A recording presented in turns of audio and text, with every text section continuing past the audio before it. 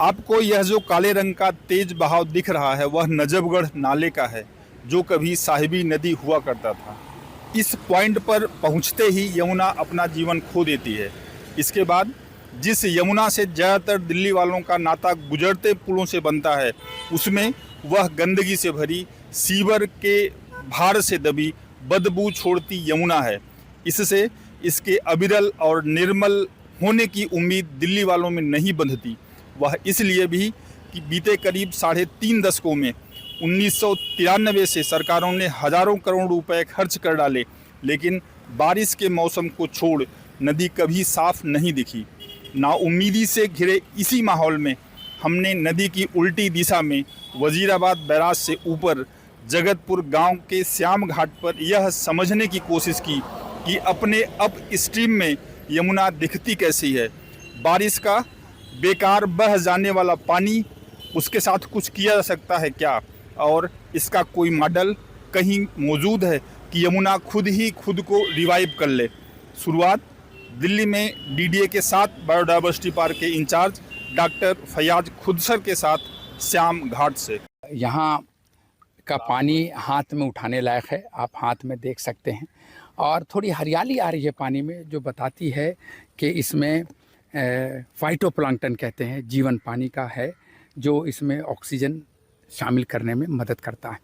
यहाँ ख़ास मैं बताना चाहूँगा कि आप इस नदी को देखें, यमुना को, तो ये मेन चैनल है, और इसके आजू बाजू देखें विस्तृत फैला हुआ जगह है जिसको फ्लड प्लेन कहते हैं। पूरा फ्लड प्लेन में आप गौर करें तो इसके दोनों साइड में 10-15 मीटर तक राइपेरियन जोन है, जहाँ नदी का पानी ऊपर चढ़ता है, नीचे उतरता है, और इस तरह से ये इंटरेक्ट करता है।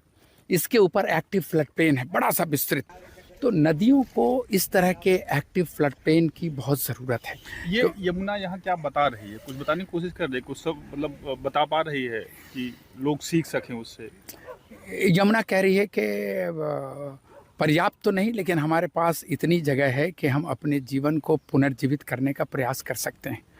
और यमुना की ज़मीन यमुना की है, इसमें दो राय नहीं।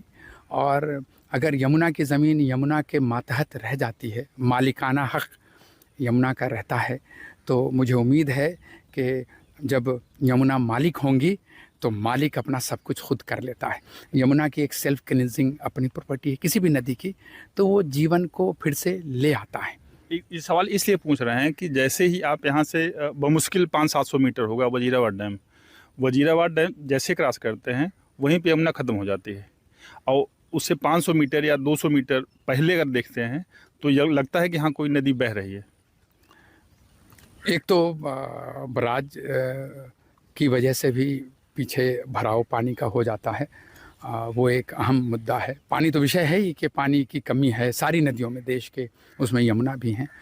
यमुना की नैसर्गिक समस्याओं का समाधान यमुना में ही समाहित है, और हम अगर इसमें बहुत सारी ऐसी टेक्नोलॉजी को देखने की कोशिश करेंगे तो शायद यहाँ पर सफलता पाना मुश्किल है। यमुना की सीख यमुना में लगाने की आवश्यकता है। जैसे आप देख रहे हैं कि इस बाजू में घास है, जैसे उसको टाइफा कहते हैं, पटेरा कहते हैं, ये सैक्रम की स्पीसीज़ है, कुछ और प्रजातियां हैं। तो ये सारे नेटिव प्लांट पासपेलम है, बिल्कुल पासपेलम ग्रास कहते हैं, जो बिल्कुल किनारे छोटी छोटी ग्रासेस हैं। ये देखिए, ये पासपेलम है। तो अगर ये कह रही हैं कि ये राइपेरियन जोन हमारा ऐसा ही होना चाहिए, इनको कंक्रीट की ज़रूरत नहीं है, इसी राइपेरियन जोन से अपने जीवन को वो चला लेती हैं, अपने को साफ़ कर लेती हैं। तो विज्ञान भी कहता है कि नदी की सेल्फ क्लींजिंग प्रॉपर्टी को फिर से इस्टेब्लिश करना ही नदी के फंक्शनलिटी की बहाली है। वो यहाँ पे यमुना बता भी रही है, यहाँ पे बता रही है कि कुछ हद तक इनमें जीवन है, और जीवन को साफ़ करने की शक्ति भी है इनमें, और जीवन को पुनः लाने की शक्ति भी है, अपने को साफ़ करने की परिपाटी है। यहाँ पर आप आसमान में छाए बादल भी देख रहे हैं, पानी साफ़ है, और इसमें हरियाली है। जैसा मैंने पहले ही बताया कि सूक्ष्म पादप होती है जिसको फाइटोप्लैंक्टन कहते हैं, इसको नाना प्रकार के जीव खाते हैं, और ये फोटोसिंथेसिस करता है, और फोटोसिंथेसिस होती है तो ऑक्सीजन रिलीज़ होता है। जिस तरह से इसमें डिज़ोल्व ऑक्सीजन मिलता है। इसमें रिपल्स देखें, ये रिपल्स पानी में जो हो रही है, ये हल्की हल्की रिपल्स, ये भी ऑक्सीजन को इसमें मिलाती है। तो इसकी गुणवत्ता बरकरार रखने के लिए पानी की क्वालिटी एंड क्वांटिटी दोनों के लिए फ्लड प्लेन, जिसको कैचमेंट भी कहते हैं, उसको सुंदर होना आवश्यक है। यहाँ पे वेटलैंड जो निहित हैं, उसको वेटलैंड को आइडेंटिफाई करना, नम भूमि को पहचानना, उनको पुनर्जीवित करना, नदी के किनारे के ग्रासलैंड को फिर से पुनर्जीवित करना, जैसे सैकरम, वडिकॉल, इम्परेटा, विटिवेरिया, ये सारी ग्रासेस हैं, पासपेलम है किनारे में, ये सारी ग्रासेस को फिर से जीवित करना, इनके जीवन की बहाली होगी। सिर्फ अपलैंड पे ऊपर की तरफ जो ऊपर का स्तर है, उसी पे ट्री स्पीसीज लाई जाए। यहाँ पर बृहत घास के मैदान की आवश्यकता। अगर उस पार को देखें, उस पार को गौर से देखें, पूरे खाली जगह हैं और कहीं कहीं पर सैक्रम की स्पीसीज नज़र आ रही है। अगर उसको फिर से पुनर्स्थापित करके कैरेक्टरिस्टिक ग्रासलैंड बना दें तो बाढ़ के समय ये बहुत सारे काम कर जाएंगे। इनका टकराव होगा, पेड़ हटेंगे नहीं, क्योंकि घास है उसके ऊपर से पानी निकल जाती है, सिल्टेशन होने में समस्या आएगी, सिल्ट नहीं जमा होगा, और यही इसका नैसर्गिक कैरेक्टर है। हमारे साथ हैं संजय सिंह जी, जिन्होंने बुंदेलखंड की 6 छोटी नदियों को पुनर्जीवित किया हुआ है। इस समय यमुना की अविरलता निर्बलता के लिए काम कर रहे हैं। इन्होंने पिछले दिनों जो है पचनद, जो कि यूपी में है, वहाँ से लेके दिल्ली तक की पदयात्रा भी की थी जल सहेलियों के साथ। 500 जल सहेलियाँ थीं और पूरे रास्ते में इन्होंने बहुत कुछ ऑब्जर्व किया हुआ है कि यमुना कैसे खुद को खुद ही रिवाइव कर सकती है, उसमें कितनी क्षमता बची है खुद को बचा लेने की।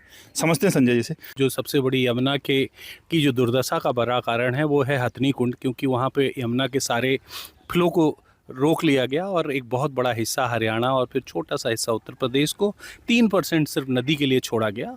और इतने कम पानी में यमुना को बचाए रखना बहुत, जिसको कहा जाए कि मुनासिब नहीं है।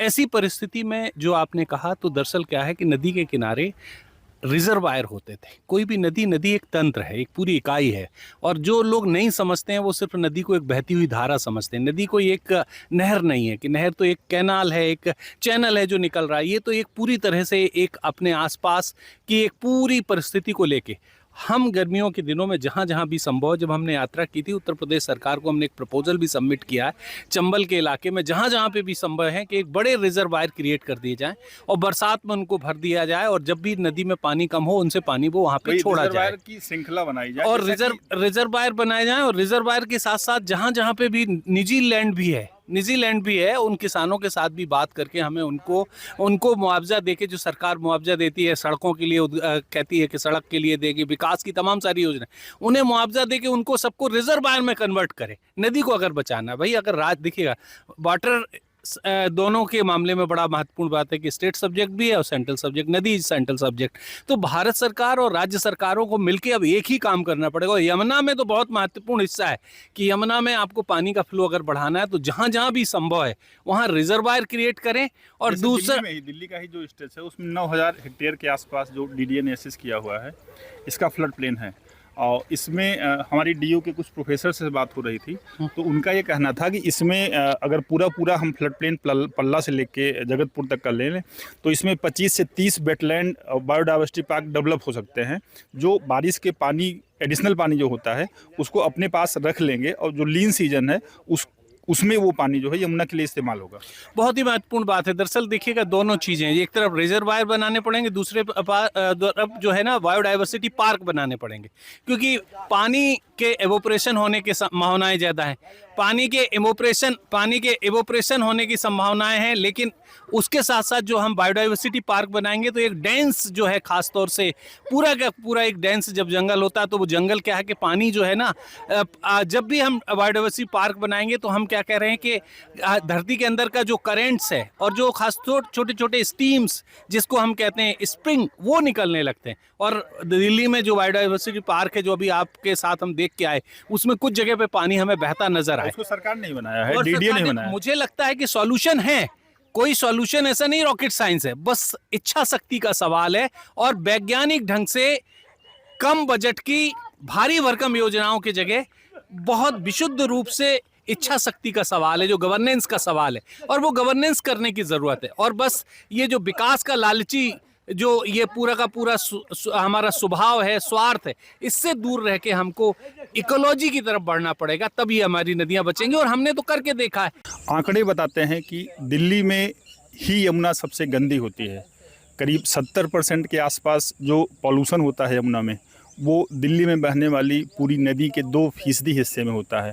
और दिल्ली में ही केंद्र सरकार के एक एजेंसी है DDA, जिसने एक मॉडल दिया है जो ये दिखाता है कि किस तरह से पुराने जो चैनल हैं, पेलियो चैनल जिसको कहा जाता है, जहाँ पहले नदी कभी बहा करती थी और अब अपनी धारा उसने चेंज कर दिया है, उसको किस तरह से रिस्टोर किया सकता है। और रिस्टोर करने के साथ साथ ये बाद में नदी के लिए नर्सरी का काम करता है।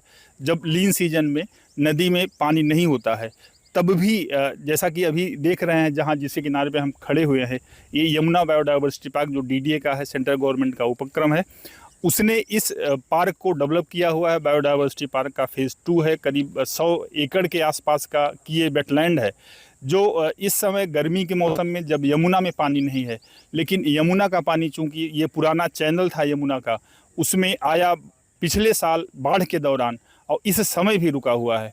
तो ये बताता है कि नदी किस तरह से रिवाइव की जा सकती है, और ये जो रिस्टोरेशन होगा वो नेचुरल होगा। और वो जो सीख दे रही है वो सेंट्रल गवर्नमेंट की एजेंसी DDA की तरफ से डेवलप किया गया एक प्रोजेक्ट है, जो ये बता रहा है कि दिल्ली में यमुना को किस तरह साफ़ किया जा सकता है। अभी के लिए बस इतना ही। वीडियो जर्नलिस्ट विवेक निगम के साथ मैं संतोष कुमार, अमर उजाला के लिए नमस्कार। आपके राज्य की खबरें, आपके शहर की खबरें सबसे पहले जानने के लिए देखते रहें अमर उजाला। चैनल को सब्सक्राइब जरूर कर लें और पाएं हर अपडेट।